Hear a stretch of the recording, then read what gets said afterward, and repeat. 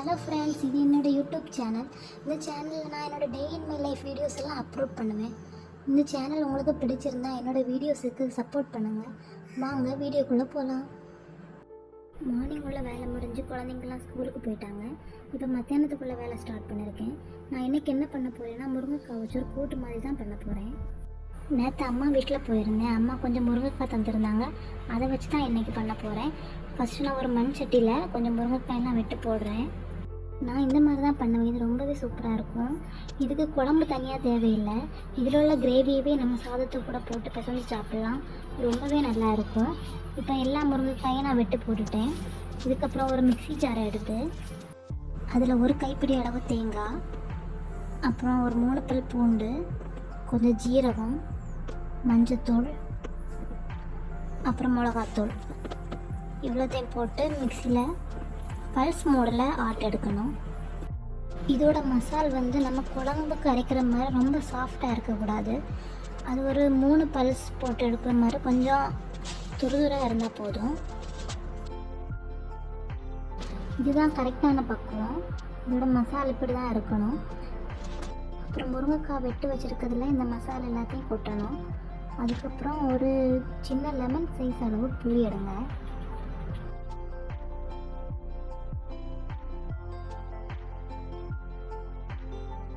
அந்த புளியை கரைச்சி இதில் ஊற்றிட்டு நம்மளுக்கு கிரேவி எவ்வளோ வேணுமோ அந்த அளவுக்கு நீங்கள் தண்ணி அதில் ஊற்றிக்கோங்க.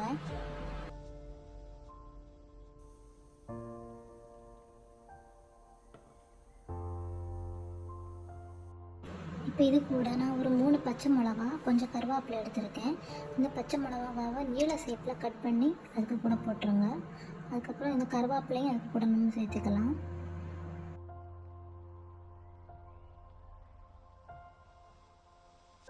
தேவையான அளவு உப்பையும் போட்டுட்டு அதை கொஞ்சம் மிக்ஸ் பண்ணி விடுங்க.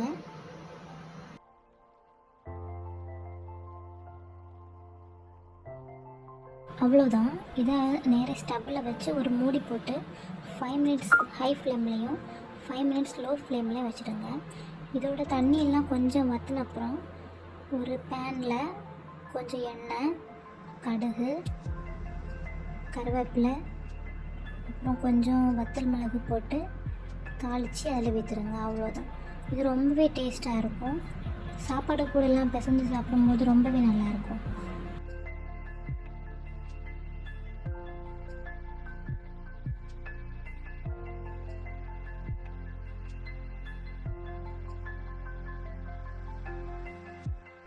எங்களுக்கு மார்னிங் ஒரு அண்ணா டெய்லி ஃபிஷ் கொண்டு வருவாங்க. அவங்க மார்னிங்கே கொண்டு வந்துடுவாங்க. இன்றைக்கி என்ன ஃபிஷ் கொண்டு வந்தாங்கன்னா அயிலை. இன்றைக்கி நான் 2 அயிலை வாங்கியிருக்கேன். இதுதான் இன்றைக்கி ஃப்ரை பண்ண போகிறேன்.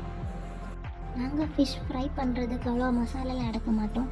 எங்கள் ஏரியாவில் எப்போவுமே கொஞ்சம் மசாலா தான் எடுப்பாங்க. ஆனால் அதுவே ரொம்ப நல்லா இருக்கும். இஞ்சி பூண்டு பேஸ்ட் அதெல்லாம் நாங்கள் எடுக்க மாட்டோம்.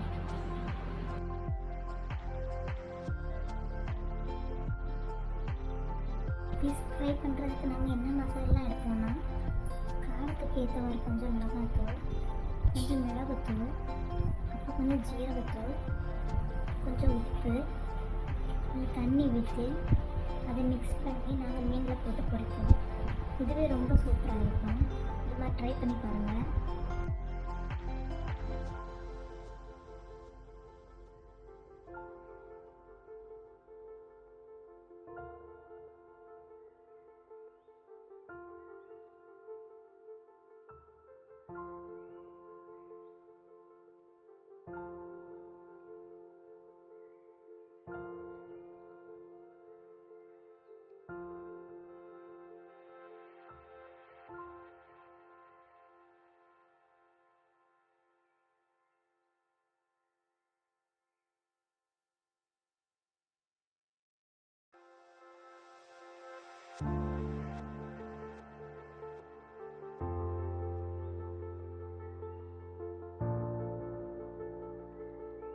அவ்வளோதான். இதுதான் என்னோடய லஞ்சு. கொஞ்சம் சாதம், அப்புறம் அந்த முருங்கைக்காய் கூட்டு, அப்புறம் ஃபிஷ் ஃப்ரை. இதுதான் என்னோடய லஞ்ச்.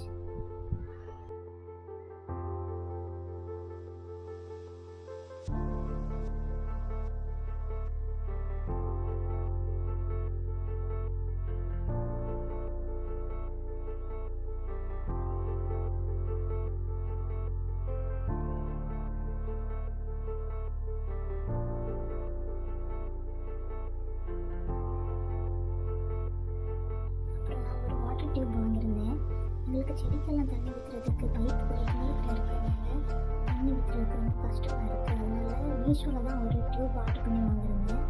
பைப்புக்கும் அந்த வாட்டர் டியூப்புக்கும் ஒரு கனெக்ட் பண்ணுறதுக்கு சிலிக்கான் வாங்கி கொடுத்துருந்தாங்க. கூடவே ஒரு ஷவர் மாதிரி ஒன்று கொடுத்துருந்தாங்க. லெங்குமே சூப்பராக இருந்தது, ரொம்ப நீளமாக இருக்குது.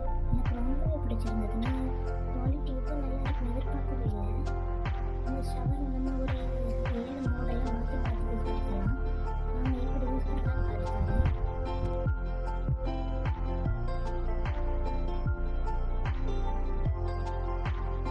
இப்படி நம்ம நிறைய மோடில் இந்த ஷவரை யூஸ் பண்ணிக்கலாம். ரொம்ப நல்லா இருக்குது. உங்களுக்கு வேணும்னா கீழே டிஸ்கிரிப்ஷனில் லிங்க் வைக்கிறேன், போய் செக் பண்ணி பாருங்கள். அவ்வளோதான். இது மாதிரி டெய்லி நிறைய புது புது வீடியோலாம் அப்லோட் பண்ணுவேன். நிறைய ஷாப்பிங் ஹாலெல்லாம் அப்லோட் பண்ணுவேன்.